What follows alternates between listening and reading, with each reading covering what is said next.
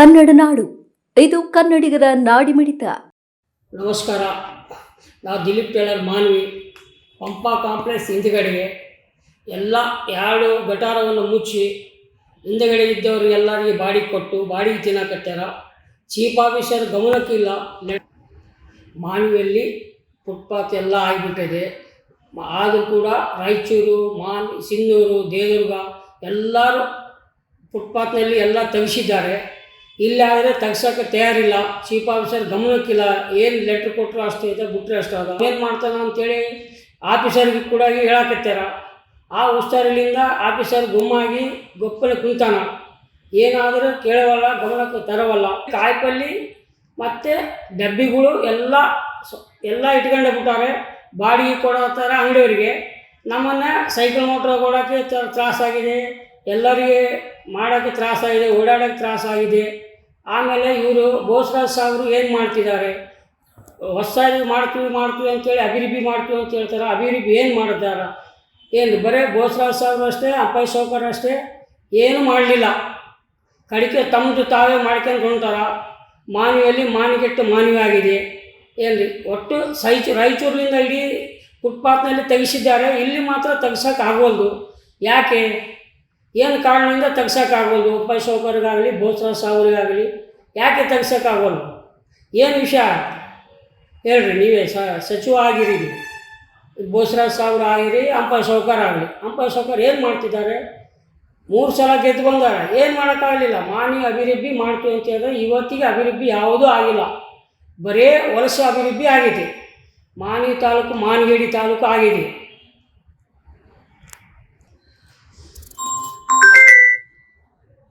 ಬದುಕೋಕ್ಕೆ ದಾರಿ ಇಲ್ಲ. ಒಂದು ಸೀಲ್ ಫ್ಯಾಕ್ಟ್ರಿ ಆಗಲಿ, ಸಕ್ರೆ ಫ್ಯಾಕ್ಟ್ರಿ ಆಗಲಿ, ಯಾವುದೇ ಇಂಥವು ಮಾಡಿದರೆ ಜನಸಂಖ್ಯೆ ಎಲ್ಲರೂ ಬೆಂಗಳೂರು ಹೋಗೋದು ತಪ್ತೈತಿ.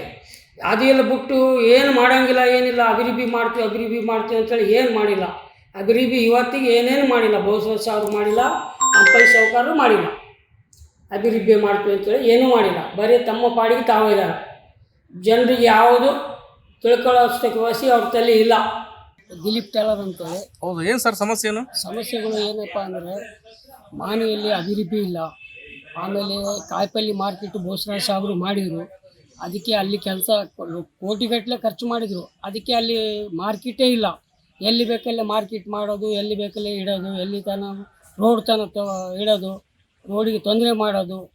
ಅವು ಬೀದಿ ವ್ಯಾಪಾರದವರು ತಂಡೆ ಭಾಳ ತ್ರಾಸ ಆಗ್ತೈತೆ. ಮಂದಿ ಸೈಕಲ್ ಮೋಟ್ರುಗಳು ತಿರುಗಾಡೋಕ್ಕೆ ತ್ರಾಸ ಐತೆ. ಬಸ್ ಸ್ಟ್ಯಾಂಡ್ಲಿಂದ ಹಿಡಿದು ಇಲ್ಲಿ ಬಸವ ಹುಟ್ಟುತ್ತಾವ ಅಷ್ಟು ಟೈಟ್ ಪೊಸಿಷನ್ನಾಗಿ ಇರ್ತಾವೆ. ಯಾರು ಆ್ಯಕ್ಸಿಡೆಂಟ್ ಆಗ್ತಾವೆ, ಯಾವ ಆ್ಯಕ್ಸಿಡೆಂಟ್ ಇಲ್ಲೂ ಯಾವುದಿಲ್ಲ. ಯಾರಿಗೆ ಹೇಳಂತಿಲ್ಲ. ಏನು ರೀ, ಡಬ್ಬೆಗಳೂ ಹಂಗಂದು ಇಟ್ಟಾರ್ರಿ. ಚೀಫ್ ಆಫೀಸರ್ ಸಾಹೇಬ್ರನ್ನ ಹೇಳಿ ಬೇಸರ ಬಂದೈತೆ ರೀ. ಅವ್ರು ಮಾಡೋವಲ್ರು. ಅದೇ ಸಮಸ್ಯೆ ಬೋಸರಾಜ್ ಸಾಹೇಬ್ರಿಗನ ಹೇಳಾಕತ್ತೀವಿ, ಅಪ್ಪಯ್ಯ ಸಾವ್ಕಾರಿಗನ ಹೇಳಾಕತ್ತೀವಿ. ಅವರು ಗಮನಕ್ಕೆ ಇಲ್ಲ. ಏನು ರೀ, ಗಮನಕ್ಕಿಲ್ಲ. ಸಲುವಾಗಿ ಅಭಿವೃದ್ಧಿ ಏನು ಮಾಡ್ಯಾರ ಮಾನವಿಯಲ್ಲಿ? ಯಾರು ಸರ್? ಬೋಸರಾಜ್ ಸಾಹೇಬ್ರು ಏನು ಮಾಡ್ಯಾರ? ಬೋಸರಾಜ್ ಸಾಹೇಬ್ರು ಏನು ಮಾಡ್ಯಾರೋ? ಆಮೇಲೆ ಅಪ್ಪಯ್ಯ ಸಾವ್ಕಾರನ ಏನು ಮಾಡಿಲ್ಲ ಅಭಿವೃದ್ಧಿ. ಮಾನವಿಯೆಲ್ಲ ಬೀಳು ಬಿದ್ದಲ್ಲ. ಎಲ್ಲಿ ಬೇಕಲ್ಲೇ ಮಣ್ಣು ಧೂಳ ಬರೀ ಇದರಾಗೇ ಇದಾವ. ಏನಿಲ್ಲ. ಮಾನವಿ ಅಭಿವೃದ್ಧಿ ಮಾಡ್ತೀವಿ ಏನು ಮಾಡೋಕ್ಕಾಗೋದು.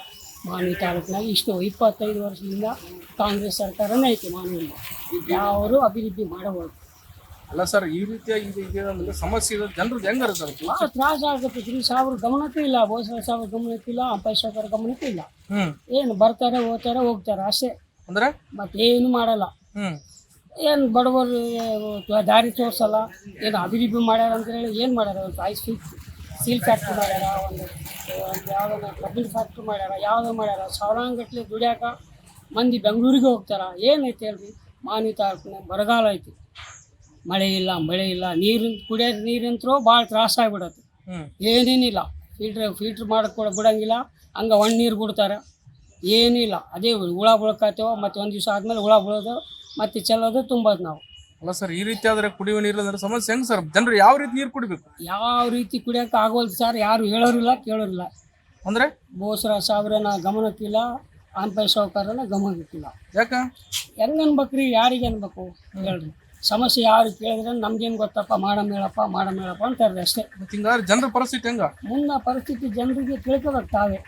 ಮುಂದಿನ ಎಲೆಕ್ಷನ್ಗಾಗಲಿ, ಇನ್ನೂ ಎಲೆಕ್ಷನ್ಗಾಗಲಿ ಮುಂದಿನ ವಿಚಾರ ತಿಳ್ಕೊಂಡು ಮಾಡ್ತಾರೆ, ಯಾರಿಗೆ ಮಾಡಬೇಕು ಯಾರಿಗಿಲ್ಲ ಅಂತ. ಆದ್ರೆ ನೀರು ಬರಲ್ಲ. ಬರೋಲ್ಲ ರೀ, ಸರಿ ಬರೋಲ್ಲ ನೀರು ಮತ್ತೆ ಬರೋಲ್ಲ. ಜನರು ಮತ್ತೆ ನೀ ಹೆಂಗೆ ಯಾವ ರೀತಿ ಯಾವ ರೀತಿ ಹೇಳಿದ್ರೆ ಯಾರಿಗೂ ಉಪಯೋಗ ಇಲ್ಲಾರ್ದಂಗೆ ಆಚೇಳು ಮಾಡಮ್ಮ ಅಂತ ಇಷ್ಟ ಅಂತಾರೆ ಹೊರತಾಗಿ ಯಾವುದೂ ಇಲ್ಲ. ಮತ್ತೆ ಕಷ್ಟ ಕೇಳೋರು ಯಾರು? ಕಷ್ಟ ಯಾರಿಲ್ಲ, ಬೋಸರಾಜ್ ಸಾಬ್ರು ಕೇಳಬೇಕು, ಅಂಪೈರ್ ಸೌಕರ್ ಕೇಳಬೇಕು, ಅಷ್ಟೇ. ಕಷ್ಟ ಸುಖ ಏನೂ ಇಲ್ಲ.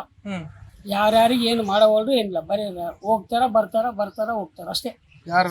ಬೋಸರಾಜ್ ಸಾಬ್ರಾಗಲಿ ಅಂಪೈರ್ ಸೌಕರ್ ಆಗಲಿ ಯಾರಿಗೇನು ಬಡತನ ರೀತಿ ಅವರಿಗೆ ಏನು ಪರಿಹಾರ ಅನ್ನೋದು ಏನೈತೆ ಹೇಳ್ರಿ. ದುಡಿಬೇಕು, ತಿನ್ನಬೇಕು, ಬೆಂಗಳೂರಿಗೆ ಹೋಗ್ಬೇಕು, ಅಷ್ಟೇ ಕಷ್ಟ ಐತೆ, ಮತ್ತೆ ಏನಿಲ್ಲ.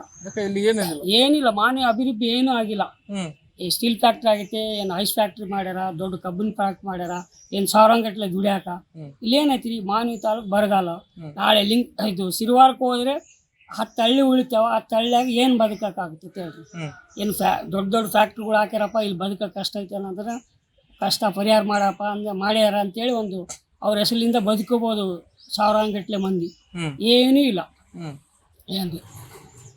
ನಮ್ಮ ಪರ ಇಷ್ಟೇ ನಾವು ಮಾತಾಡೋದು. ನೀವಿನ್ನು ಕನ್ನಡ ನಾಡು ವಾಹಿನಿಯನ್ನು ಸಬ್ಸ್ಕ್ರೈಬ್ ಮಾಡಿಕೊಂಡಿಲ್ವಾ? ಈಗಲೇ ಸಬ್ಸ್ಕ್ರೈಬ್ ಮಾಡಿ, ಬೆಲ್ ಐಕಾನ್ ಅನ್ನು ಒತ್ತಿ ನೋಟಿಫಿಕೇಶನ್ಗಳನ್ನ ಪಡೆಯಿರಿ.